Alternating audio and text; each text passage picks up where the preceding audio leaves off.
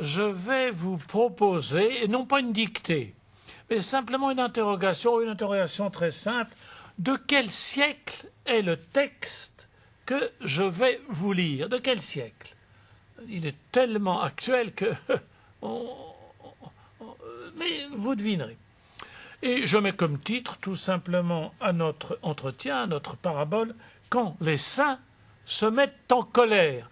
Il faut se méfier, vous savez, les gens doux, d'apparence. Le texte, là, on appelait son auteur le docteur Melliflus, c'est-à-dire doux comme le miel.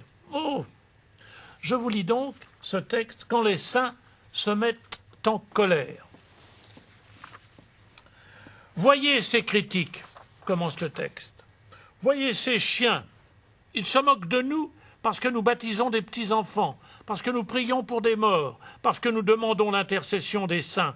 Qu'importe si le petit enfant ne peut parler pour lui-même. Lui, la voix du sang de son frère. Et quel frère? Le Christ. Crie vers Dieu depuis la terre. Se tient aussi à son côté et crie sa mère, l'Église. Et que fait lui-même le petit enfant? Ne te semble-t-il pas aspirer en quelque façon aux sources du Sauveur? Appeler Dieu à grands cris et par ses vagissements, répéter en criant « Seigneur, interviens pour moi ». Je souffre violence, comme disait Isaïe. Il implore le secours parce qu'il souffre violence. Elle crie l'innocence des malheureux. Elle crie l'ignorance de l'enfant. Elle crie la faiblesse du débiteur. Ainsi tous, ils crient. Le sang du frère, la foi de la mère, l'abandon du misérable et la misère de l'abandonné. Et l'on crie vers le Père, et le Père ne peut pas se renier lui-même. Il est le Père. Alors que personne ne me dise qu'il n'a pas la foi, celui à qui la mère communique la sienne, l'enveloppant dans sa tendresse jusqu'à ce qu'il soit capable de la faire sienne, sa propre foi. Non seulement par le sentiment, mais par l'assentiment. Et de l'apercevoir développé en lui, est-il trop étroit? Le vêtement qu'il ne puisse les couvrir tous les deux, c'est la foi de l'Église.